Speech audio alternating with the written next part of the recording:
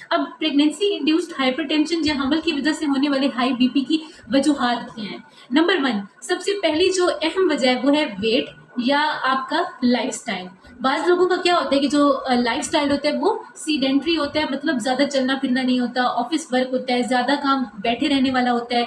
तो उसमें क्या होता है कि उसमें भी आपको हमल की वजह से हाई बीपी के चांसेस ज़्यादा होते हैं। नंबर 2, अगर आपने 35 साल की उम्र के बाद कंसीव किया है, तो भी आपको हमल की वजह से होने वाले हाई बीपी के चांसेस ज़्यादा होती हैं। नंबर 3, अगर आपने कोई फर्टिलिटी ट्रीटमेंट लिया है, मतलब आपने कंसीव किया है टेस्ट ट्यूब बेबी के थ्रू, या आपने कोई और फर्टिलिटी ट्रीटमेंट लिया है आईवीएफ वगैरह, तो उसकी वजह से भी आपको हाई बीपी होने के चांसेस हमल में ज़्यादा होती हैं।